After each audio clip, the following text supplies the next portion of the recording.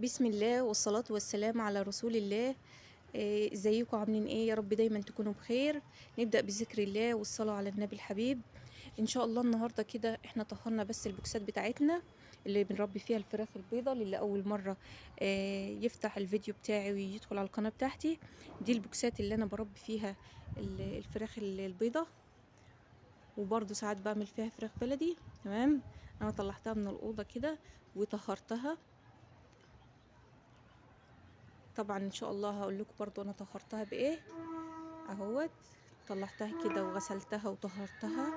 غسلتها بايه؟ غسلتها بميه وكلور وبريل، اللي هو الصابون بتاع المواعين بتاعنا ده. وطهرت كل حاجه حتى العلافات بتاعتها، كل حاجه بتاعتها، حتى يعني في هنا الخشب اللي انا ساعات بعلي بيه السقايات اللي في الاول. برضو غسلتها، مسكتها غسلتها كده. دي حتت خشب اهيت.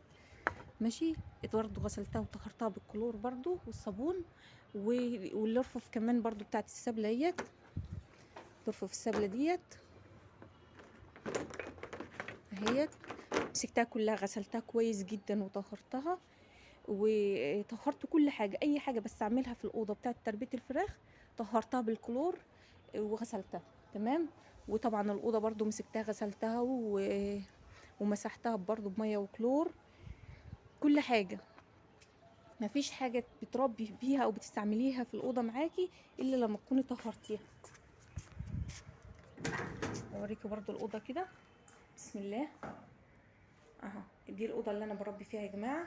يا جماعة معلش عفوا، اللي محطوطة ديت مش يعني مش حاجة، بس ديت انا بحط فوقها الشكارة بتاعت العليقة. دي قعدت حمام قديمة عفاكم الله.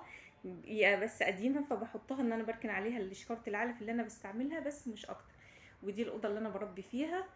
إيه، من فوق كده عاملاها باللي هو اللي بنقول عليه ايه، مش عارفه اسمه ايه. الفل، الفل اللي هو فل كده، اللي بيبقى في اي اجهزه كهربائيه كده.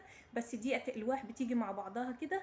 لان الاوضه بتاعتي بالصاج، ففي الحر بتبقى حر جدا. فده بيستعملوه كعازل للحراره. طبعا انا جبت الواح كده من الفبر ده. آه، و وحطيتها في السقف فوق الصاجة كده، عشان بترفع يعني بتنزل شوية من درجة الحرارة بتاعة الصاج. تمام. بس ربنا وعدني بفار. يعني بصوا هوريكم عامل فيا ايه. بصوا ال- يعني مفتفت الفبر ده، مفتفته اهوت موقعه على الارض. مش عارفه بصراحه، واحط له مصيده واعمل له حاجات كده ومفيش فايده، مش راضي يدخل المصيده. اللي عنده حل ليه يقول لي في التعليقات يا جماعه. بالله عليكم عشان تعبني ومانيش مرتاحه بصراحه. تمام. طبعا هي الاوضه دي جنبها اوضه كمان برضو، بس بحط فيها بقى لو بحط فيها علف بزياده، بحط فيها الحاجات اللي انا بستعملها. تمام. ده الشباك اللي انا بهوي منه برضو كده. انا وريتكم كل حاجه اللي انا بطهرها في تربيه الفراخ البيضه. طبعا الباب ده برضو هو سلكي كده، وانا حاطه عليه الستاره. بس بعملها طبعا في بقى انا حاطاه دلوقتي بقى في الشمس، وخلصت الغسيل وكده، وبقى لها يومين كده انا سايباها في الشمس. هدخلهم بقى ان شاء الله كده، عشان نروح نحجز كتاكيت بقى ان شاء الله وندخل الدوره الجديده. بس طبعا كان في اصلاح في الباب كده، كانت في حته اتكسرت مني. بس صلحته. اللي هو الباب ده اللي على الارض ده هاخده دلوقتي اركبه في البوكسه. واظبط الدنيا وادخلهم بقى مكانهم واركب العلافات بتاعتهم. واشوف انا هركب نبل الميه وهستعمله الدوره دي ولا لا، برضه هركبه. مش هستعمله خلاص. هشتغل بالسقايات برضه زي المره اللي فاتت، اشتغلت بالسقايات بس وما ركبتش النبل بتاع نبل الميه اللي بيتركب في البطاريه. تربيه البطاريه يا جماعه تربيه جميله جدا ونظيفه جدا، للي عايز يربي واللي عايز يعمل المشروع ده. مشروع كويس جدا. لو واحده عايزه تعمله لو واحده عايزه تعمله تتوكل على الله وتعمله. بس لو انت ما ربيتيش فراخ قبل كده، اول مره تربي فراخ، هاتي مثلا 10، هاتي 20. يعني اتعلمي فيهم الاول وبعد كده توكلي على الله.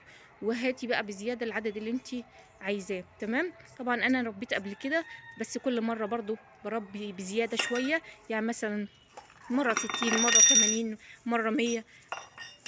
جبتي كم مره توكلي على الله واعملي. لسه اول مره جربي الاول في عدد بسيط، بحيث حصل حاجه لا قدر الله تبقى ايه يعني ما تبقاش صعب عليكي. تمام، الخساره ما تبقى صعبه عليكي. ان شاء الله بقى هندخلهم ونروح نحجز الكتاكيت وندخل دوره جديده. اللي عايز يا جماعه يجيب معايا ان شاء الله يجيب معايا، ونبدا دوره جديده ان شاء الله، وربنا يرزقنا فيها رزق طيب ان شاء الله باذن الله، ويعوضنا فيها خير باذن الله. هندخلهم العشه تاني او او الاوضه اللي بنربي فيها. وبرده لما ان شاء الله نبدا هبقى اجيب الكتاكيت، هقول لكم انا هجيب الكتاكيت بكره، وهندخلها مع بعض ونستقبلها مع بعض، ونشوف الاستقبال الصحيح للكتاكيت ازاي، وبنحط لهم ايه في الاستقبال. كل ده ان شاء الله للي بيتابعنا على القناه، واللي اول مره يشوفني يشترك في القناه ان شاء الله. وما تنسوش تدعموني باللايك يا جماعه عشان ترفعوا الفيديو. بفرح قوي بتعليقاتكم الجميله اللي تحت الفيديو، يا ريت تدعموني بيها. ان شاء الله اشوفكم على خير الفيديو الجاي، والسلام عليكم ورحمه الله وبركاته.